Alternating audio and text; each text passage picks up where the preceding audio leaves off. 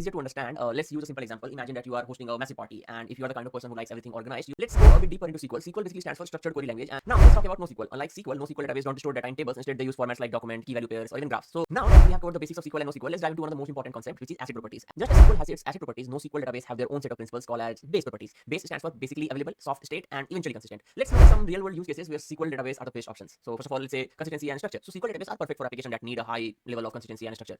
Hey everyone, welcome to another exciting video on PrepTrain. I am Sahib Kumar and I'm thrilled to have you here today. If you are new to the channel, PrepTrain is all about helping you grow your skills and knowledge in the world of tech, especially backend engineering.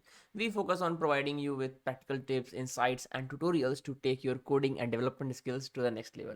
Whether you are a college student, a fresher, or someone looking to just, build a solid foundation in backend engineering, this channel is all about making complex topics and concepts easy and accessible for you. Today, we are diving into a topic that is absolutely essential for anyone working with databases or backend system. SQL versus NoSQL. How do you choose between these two database types? Which one is right fit for your project? These questions come up all the time and they are super important if you want to build a scalable and efficient application. Think about it. What happens when you are working on a project and you need to decide how your data should be stored, organized, and retrieved?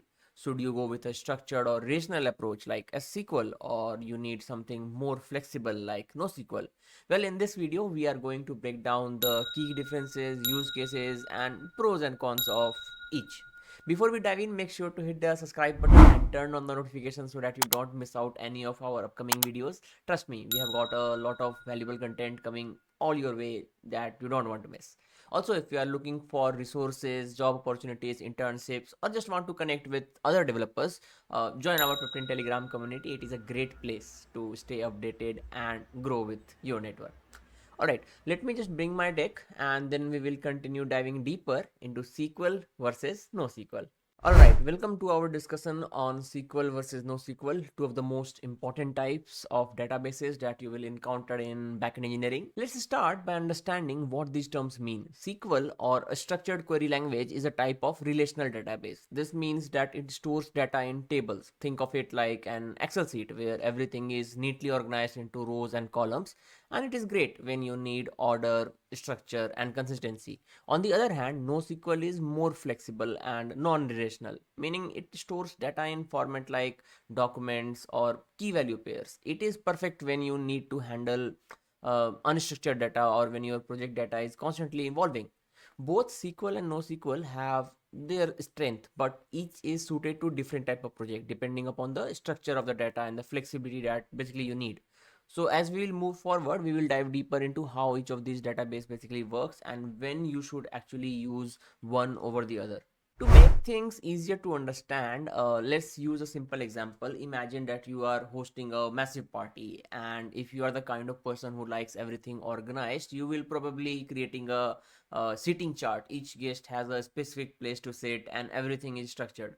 This mostly represents SQL. It organized, structured, and everything has a proper place. But if your party is more of a laid back and you can just let people to sit wherever they want, that's NoSQL, a flexible, unstructured approach, and there are no strict rule. So it adapts to the situation basically quickly. So both approach will work, but they suit different kinds of parties, or in our case, different type of data. So SQL is great when everything needs to be in ordered, while NoSQL is perfect when you need flexibility and adaptability.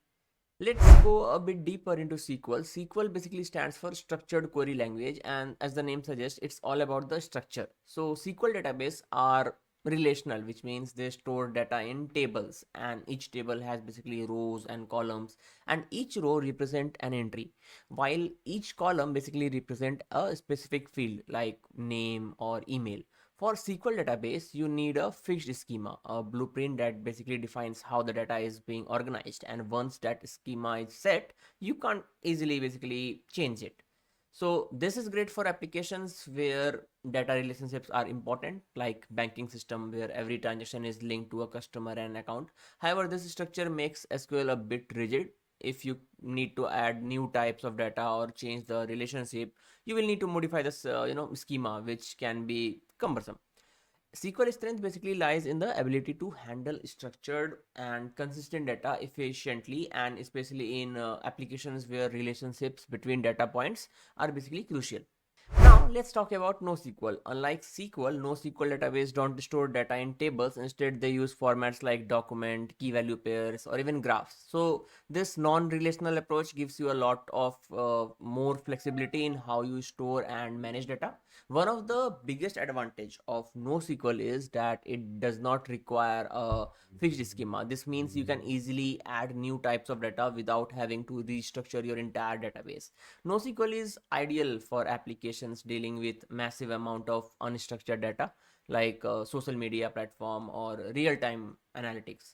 Think of NoSQL as your go-to solution when your data is constantly changing and you need to scale quickly without worrying about the limitation of a rigid structure. Now that we have covered the basics of SQL and NoSQL, let's dive into one of the most important concepts, which is ACID properties. ACID basically stands for atomicity, consistency, isolation, and durability. These are the key principles that ensure reliable, safe transactions in a SQL database. Let's break them down. So, atomicity, this means that each transaction in a database is treated as a single unit. It's all or nothing. For example, if you are transferring money between two bank accounts, the transaction either fully completes or gets rolled back. If something goes wrong, there is no in between.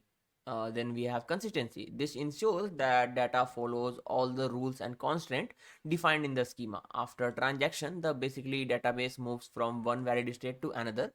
So if you have set rules for your data like keeping account balances non-negative, those rules will always hold. Then third, we have isolation. So this means that transactions occur independently of each other. If two people are accessing the same data at the same time, each transaction will be handled separately without interfering with the other person. This prevents conflicts and ensures the data integrity. If we talk about durability, once a transaction is basically committed to the database, it's permanent. Even if the system crashes or loses power, the data remains safe and recoverable. These ACID properties are why SQL database are so reliable. They are perfect for applications where data integrity is crucial, like banking or healthcare systems. Just as SQL has its ACID properties, NoSQL database have their own set of principles called as base properties. Base stands for basically available, soft state, and eventually consistent. These properties prioritize flexibility and speed, which is why NoSQL database are often chosen for applications that need to scale quickly. Let's break down each property. So basically available basically means that NoSQL database prioritize availability. This means that even if parts of system go down, the database can still operate or provide a response, though it might not always be the most up to date. So this makes NoSQL perfect for large scale distributed system where uptime is crucial. If we talk about soft state in a NoSQL database, the system does not have to be in a consistent state at all the time. Data may change or update over time, and that is okay within the system design. This allows for more flexibility compared to SQL, where data must be always consistent. If we talk about eventually consistent, this is one of the most important concepts of NoSQL. The database does not guarantee immediate consistency, but it does guarantee in enough time, so all nodes will eventually hold consistent data, and this is particularly useful in distributed system where updates happen frequently across multiple servers. In short, NoSQL database prioritize speed and scalability over strict consistency, which is why they are often used in real-time applications like social media feeds or large-scale web services. Let's look at some real world use cases where SQL database are the best options. So first of all, let's say consistency and structure. So SQL database are perfect for applications that need a high level of consistency and structure because SQL is relational. So it is ideal for system where data needs to be connected and organized in a predictable way. Banking system, if we talk about them, then let's say think about a banking system where every transaction must be logged consistently and securely. So each customer has an account and each account has transactions. So these relationships between customer, account, and transactions are vital. So SQL database basically enforce this relationship with structured table and schemas. If we talk about e-commerce platform, another great example we can take like platform like Amazon. So these platforms need to manage structured data like product catalog or customer information, order histories. SQL database handle all these kinds of data organization brilliantly, ensuring that customer details and purchase histories are always accurate and easy to retrieve.